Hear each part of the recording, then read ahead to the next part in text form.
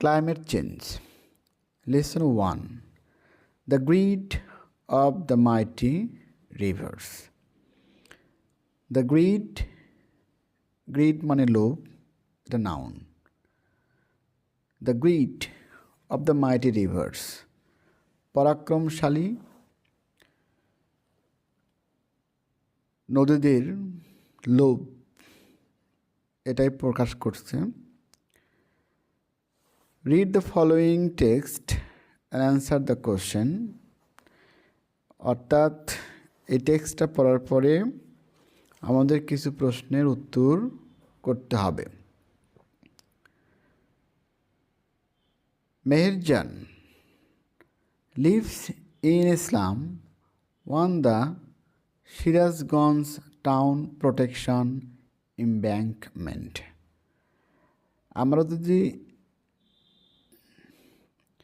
আমরা যদি এই সেন্টেন্সটি অ্যানালাইজ করি তাহলে দেখতে পাবো এই সেন্টেন্সটি একটি সিম্পল সেন্টেন্স। কী কারণে সিম্পল সেন্টেন্স? সিম্পল সেন্টেন্সের সংজ্ঞা হলো যে বাক্যে একটি সাবজেক্ট ও একটি ফাইনাইট ভার্ব থাকে তাকে সিম্পল সেন্টেন্স বলে। আমরা অনেকেই জানি সেন্টেন্স গঠনগতভাবে 3 প্রকার। তার 1 নাম্বার হচ্ছে simple sentence, 2 number complex sentence, 3 number compound sentence. তো প্রথম যে সেন্টেন্সটা আমরা পড়েছি এটা হলো সিম্পল সেন্টেন্স, কারণ এই সেন্টেন্সে একটি সাবজেক্ট মেহেরজান এবং একটি মাত্র ফাইনাইট ভার্ব বা সমাপিকা ক্রিয়া, সেটি হলো লিভস। এবং এই সেন্টেন্সে যে টেন্স ব্যবহার করা হয়েছে তা হলো প্রেজেন্ট ইনডেফিনিট টেন্স। কারণ Meherjan subject 3rd person singular হওয়ায় লিভ ভার্বের সাথে এস যোগ করা হয়েছে। তো যখন আমরা টেন্স ধরতে পারবো, সেন্টেন্স যখন আমরা বুঝতে পারবো, তখনই একটা বাক্যের অর্থটা আমরা সঠিকভাবে দিতে পারবো। মেহেরজান লিভস, মেহেরজান বসবাস করে।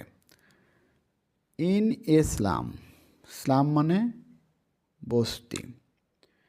One the Sirajganj town protection embankment, অর্থাৎ সিরাজগঞ্জ শহর প্রতিরক্ষা বাঁধে মেহেরজান বসবাস করে। ওকে। দ্য উইসপারিং উইন্ড, উইসপার মানে ফিসফিস করা। এখানে দ্য উইসপারিং উইন্ড মানে হচ্ছে বাতাস, এটা নাউন, উইন্ড নাউন। কিন্তু উইসপারিংটা হচ্ছে প্রেজেন্ট পার্টিসিপল, যেটা বাক্যে অ্যাডজেক্টিভ হিসেবে কাজ করে। আমরা জানি পার্টিসিপল 3 প্রকার: প্রেজেন্ট পার্টিসিপল, পাস্ট পার্টিসিপল এবং পারফেক্ট পার্টিসিপল। তো এই সেন্টেন্সে উইসপারিং এই শব্দটি হলো প্রেজেন্ট পার্টিসিপল এবং এই জায়গায় উইসপারিং শব্দটি অ্যাডজেক্টিভ হিসেবে ব্যবহৃত হয়েছে, যেটা উইন্ড বাতাসকে মডিফাই করছে। যমুনা থেকে আসা ফিসফিস করা বাতাস, শোঁ করা বাতাস মেক্স দ্য ফায়ার আনস্টেডি। এই সেন্টেন্সটা যদি আমরা ভালো করে দেখি তাহলে এটাও ধরতে পারবো এটাও একটা সিম্পল সেন্টেন্স। এই সেন্টেন্সের মূল যে সাবজেক্ট সেটা হচ্ছে the whispering wind. The whispering wind. তোমরা এখানে আর একটা কথা মনে রাখবা, প্রথম আর্টিকেলের পর প্রথম যে নাউনটি আছে এই নাউনটাকে বলা হয় হেডওয়ার্ড। তো এই বাক্যে দ্য হুইসপারিং উইন্ড, উইন্ডটা হচ্ছে হেডওয়ার্ড, এটা হলো প্রথম noun. From the river Jamuna, অর্থাৎ যমুনা থেকে আসা, হুইসপারিং উইন্ড, ফিসফিস করা, শো শো করা বাতাস। যেহেতু উইন্ড থার্ড পারসন সিঙ্গুলার এবং টেন্সটা এখানে যে প্রেজেন্ট ইনডেফিনিট টেন্স, যার কারণে মেক ভার্বের সাথে এস যোগ করা হয়েছে। The whispering wind from the river Jamuna makes the fire unsteady. Unsteady মানে অস্থির বা টলায়মান। দ্য ড্যান্সিং ফ্লেমস, আবার দেখো, the dancing flames, the dancing flames প্রথম সেন্টেন্সের মতোই, মানে আগেরটা যেরকম ছিল the whispering wind, the whispering, এখানেও যেরকম হুইসপারিংটা প্রেজেন্ট পার্টিসিপল, ঠিক এই সেন্টেন্সেও দ্য ড্যান্সিং, ড্যান্সিংটা প্রেজেন্ট পার্টিসিপল। ফ্লেমস, ফ্লেমস মানে অগ্নিশিখা, অর্থাৎ আগুনের সীসা, তাকে বলা হবে ফ্লেমস। দ্য ড্যান্সিং ফ্লেমস মানে নাচন্ত, নাচন্ত অগ্নিশিখা। রিমাইন্ড, এই জায়গায় দেখো দ্য ড্যান্সিং ফ্লেমস, যেহেতু ফ্লেমসটা কি থার্ড পারসন এবং বহুবচন, যার কারণে আমরা জানি সাবজেক্ট থার্ড পারসন বহুবচন হলে ভার্বের কোনো পরিবর্তন হয় না, অর্থাৎ ভার্বের সাথে এস বা ইএস যোগ করা লাগে না। সেহেতু রিমাইন্ডের সাথে কোনো এস বা ইএস যোগ হয়নি।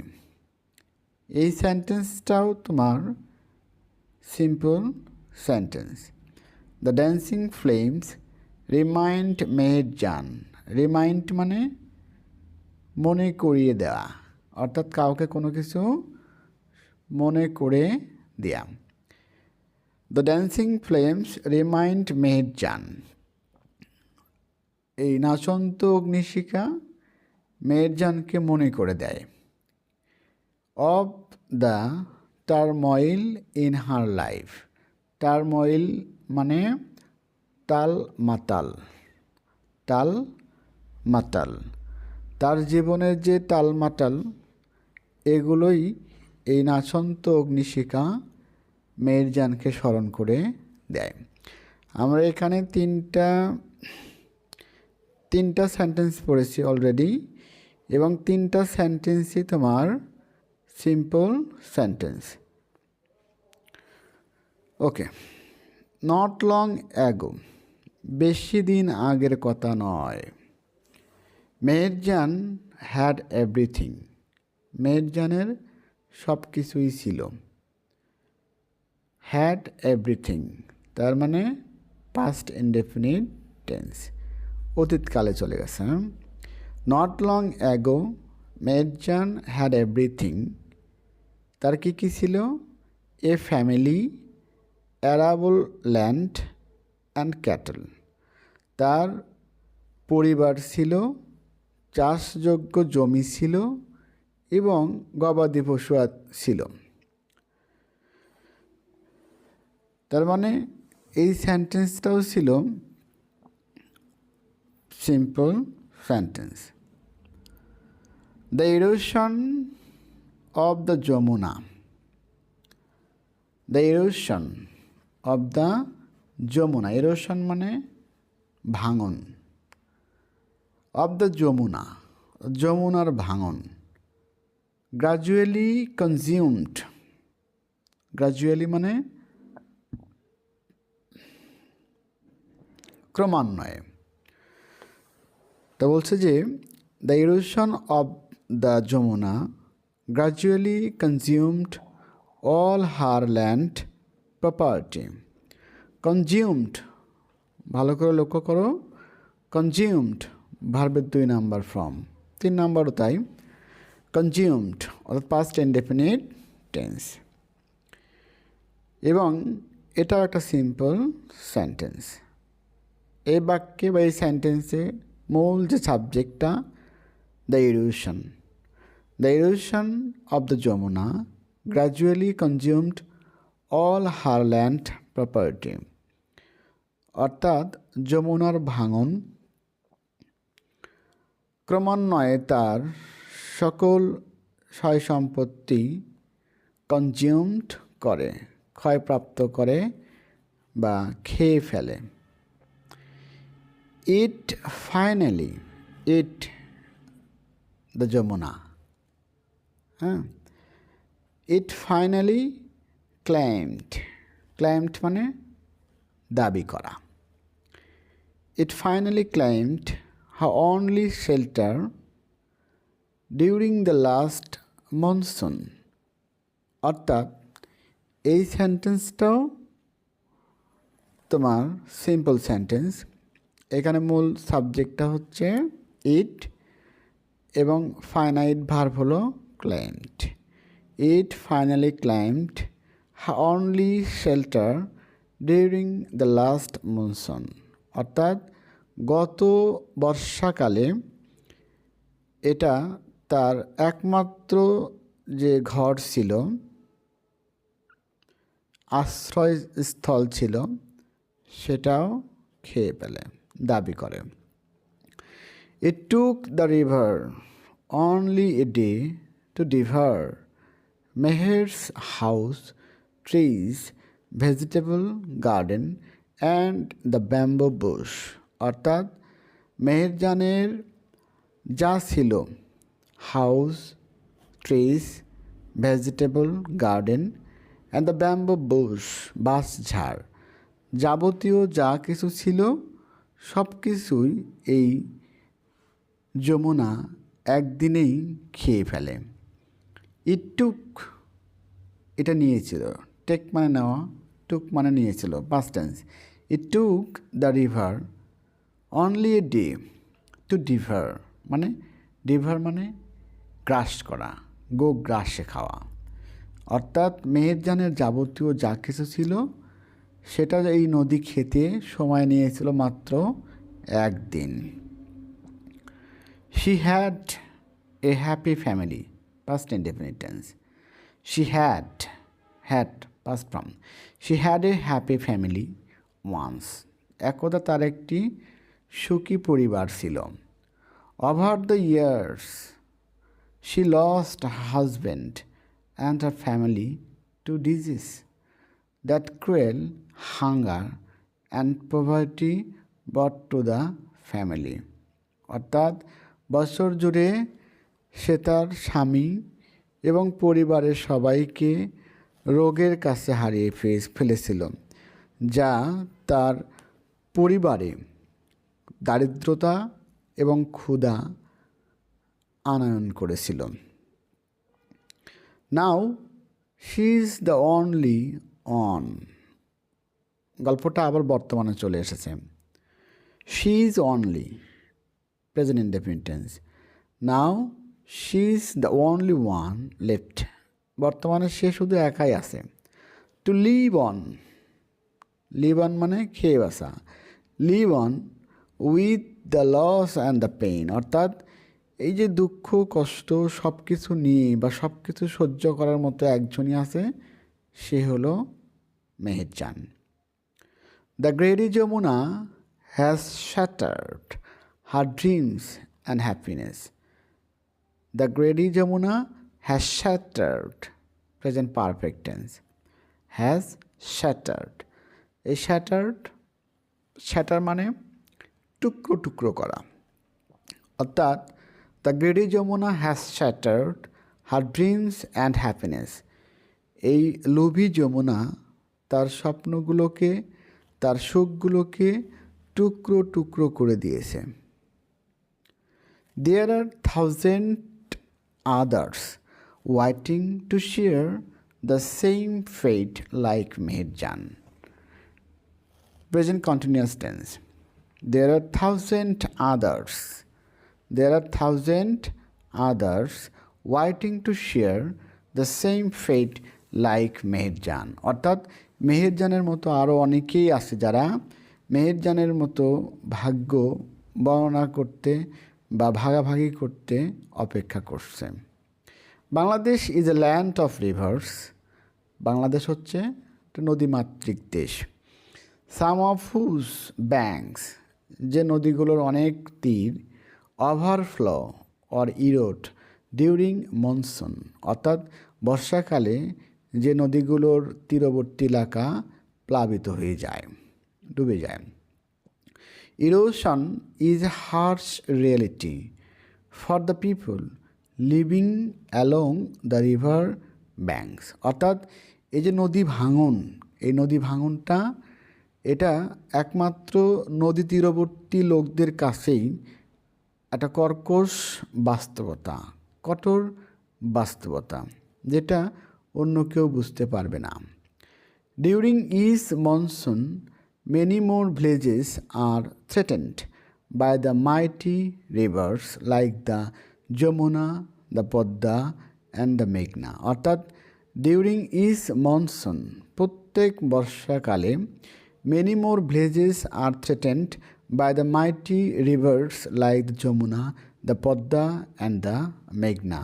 এই যে পরাক্রমশালী নদী আছে কিছু, যেগুলো যমুনা, পদ্মা, মেঘনা, এগুলোর দ্বারা অনেক অনেক গ্রাম হুমকি পায় বা ভীত হয়।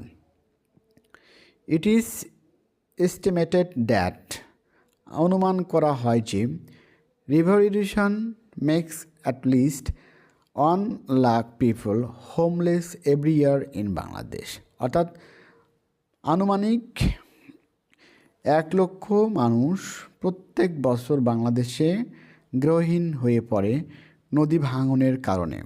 ইনফ্যাক্ট, বস্তুতপক্ষে river erosion is one of the main dangers caused by climate change. বস্তুতপক্ষে এই নদী ভাঙনটা হলো ক্লাইমেট চেঞ্জের একটা প্রভাব, অর্থাৎ জলবায়ু পরিবর্তনের একটা বিপজ্জনক প্রভাব বলা যায়।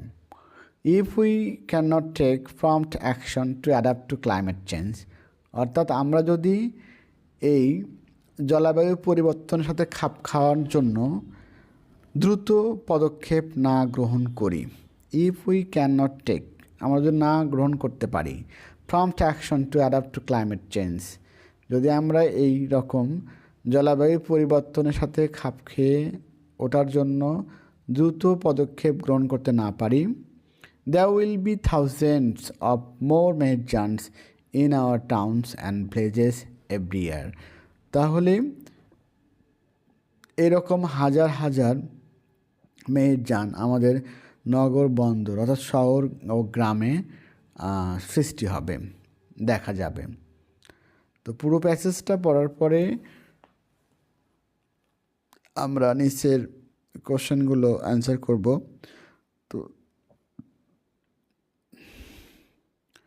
তো এগুলো করার আগে